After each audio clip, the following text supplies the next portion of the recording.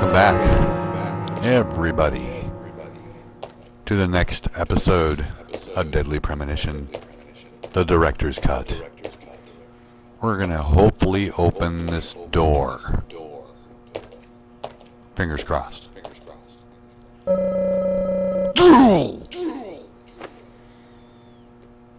did he say? We should have surrounded more. Same thing he said last time.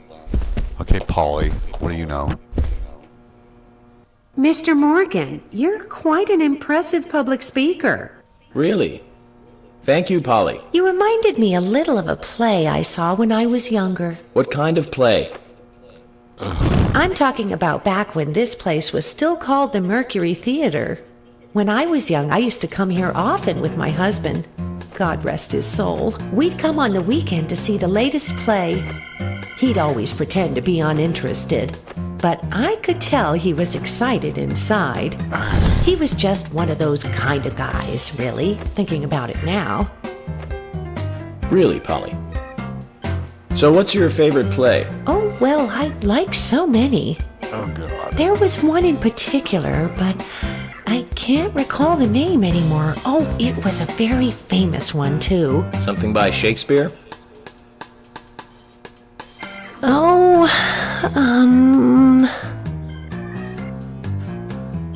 no, nothing. One more bell that doesn't ring anymore. I've always been forgetful about the plays we used to see anyway. Oh, and my husband would get angry at me for forgetting what we saw. Probably He'd got go on angry for at you for hours talking too retelling much. what the play was about. His eyes were so sparkling, like a happy young boy. I see. So, what's your favorite play? Oh, I almost forgot, Mr. Morgan. We're going to have another guest soon. I nice. have to get back and get things ready. Sorry for having to hurry away. I'll see you back at the hotel. Zach, I think she could embarrass the toughest of the FBI's interrogators. She successfully avoided answering my question, Zach. Amazing. Yep. It was amazing. Crazy how she did that. Alright. Usha and Fiona. Agent York, you make any progress? No. Of course, plenty. Tell me, Usha, when is Anna's funeral? That's still undecided. Sally isn't really in any condition to do it right now. Her mother? I don't see her here. Anna was her sole reason for living after her husband was deceased. Well, she's probably huddled up at home. And I should probably take some time to pay her a visit. Well, yes, you should. And I'd appreciate it if you could, too. But don't go too hard on her, okay? Hard on. Alright, Fiona. Make it quick. Are you getting closer to catching the murderer? Hello again, Fiona. Good to see you here. Yep. Well, Dr. Johnson told me to be here. He said it would be important. Well, that was good advice. He may be young, but he seems like a wise man. Oh, and he's a very hard-working person, too. Imagine Everyone thinks he's some kind of weirdo, but I don't think so at all. People don't understand why he's in the autopsy room all day, but I do. He's doing research to make the world a better place in the future. You know, he already made a fortune in LA with his career. I did not know that. I didn't either. Didn't want to. You didn't? Oh, the doctor is a very rich man. He has a really big house over by the lake. Amazing, Zach. He must be loaded. Rich and young. A perfect combination. But you don't get that feeling from him at all, do you? He doesn't show it. That's one of the things I like best about him. Well, I could have been fooled if it weren't for you. Thanks for the valuable information, Fiona.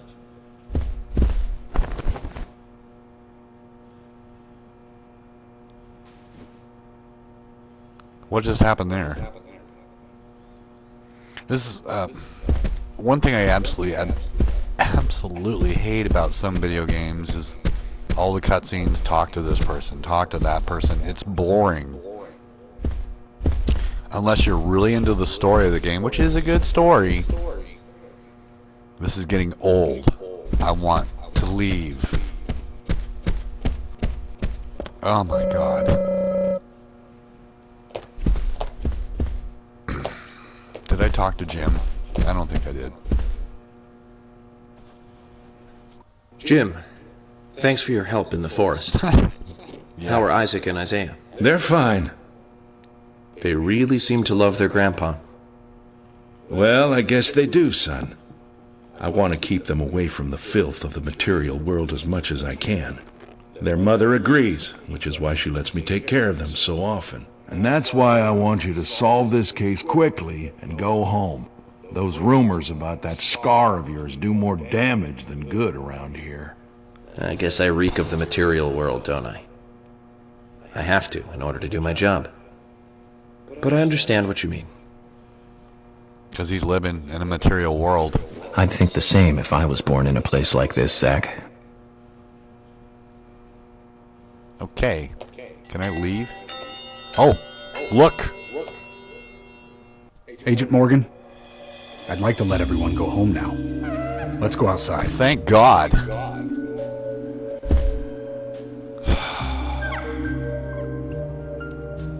That was kind of unbearable.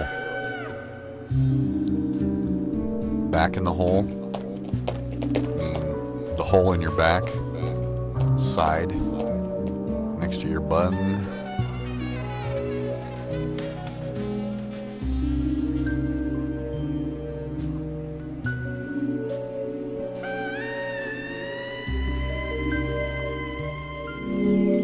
For the love of God. That was the most tedious, boring episode I think I've ever encountered in this game. Almost, well, I have time.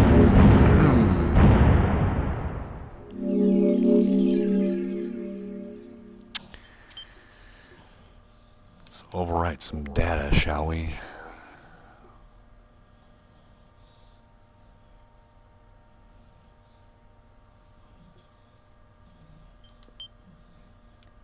And here we go.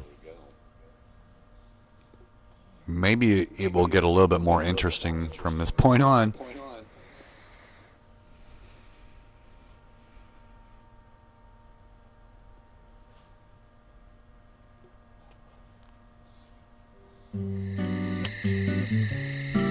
Well then, Agent York, guitar do you playing have again. any plans for this evening? I was going to head back to the hotel Can't and wait go for over that my whistling notes. too. I need to contact HQ and give a progress report too. Okay, then let's call it a day here. Sounds good. Contact my office when you finish your report.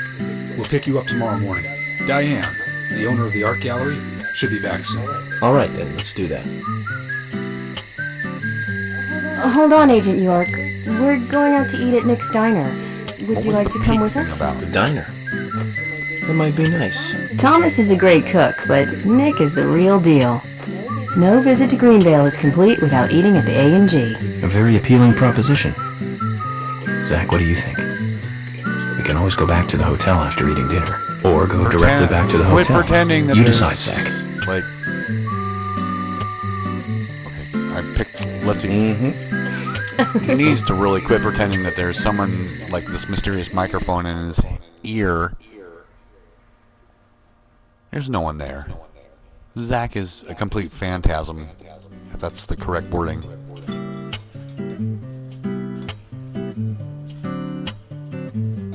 I've been sheriff here for a long time now, and this is the worst murder I've ever seen.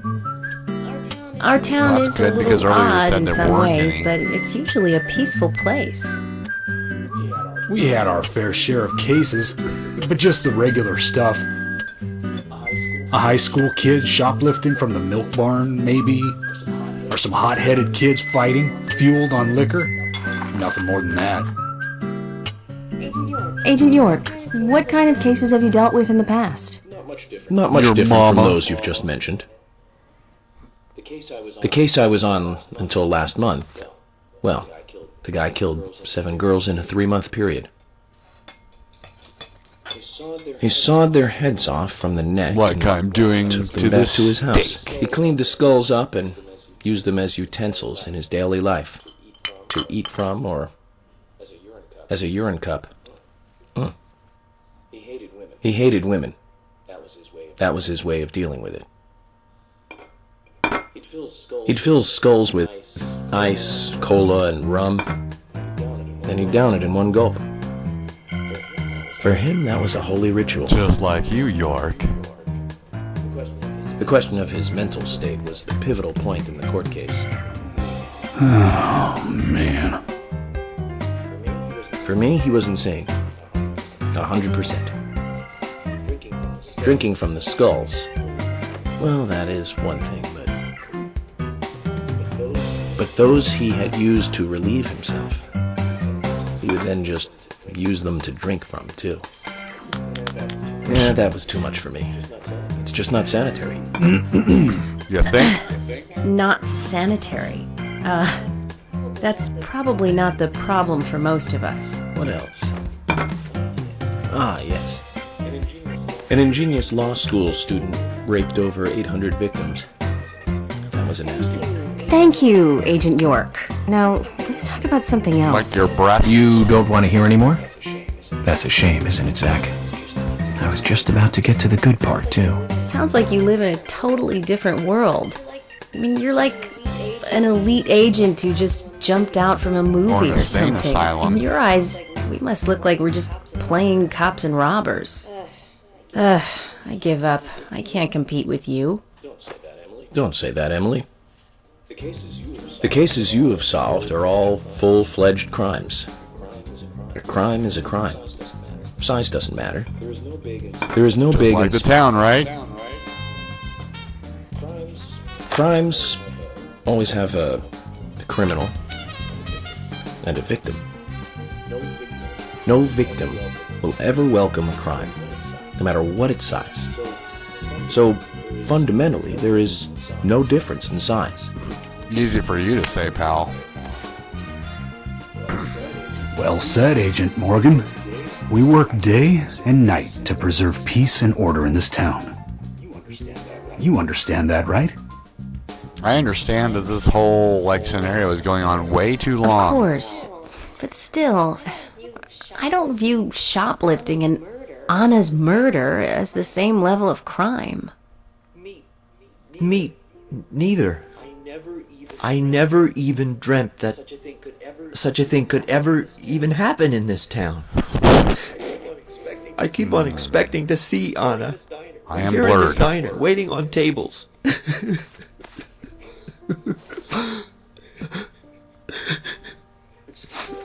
Excuse us, Agent Morgan. We should have made dinner a more uplifting experience. Let's call it a night. Okay. Good night, then. Thank you. And good night.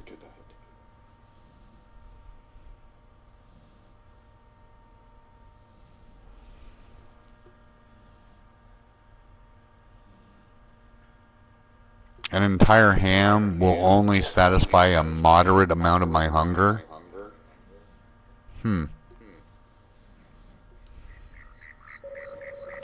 Okay.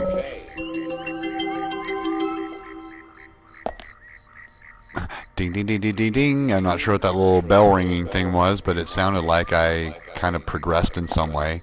Even though it doesn't feel like I have. I've just been asking questions and listening to dialogue for the last hour and a half. Boring. We got something here.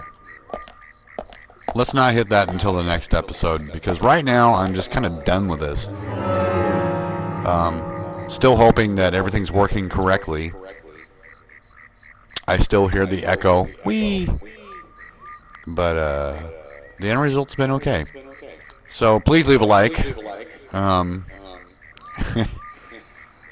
Wow, I will see you in the next episode of Deadly Premonition, The Director's Cut. Very soon. Since all this has been so boring.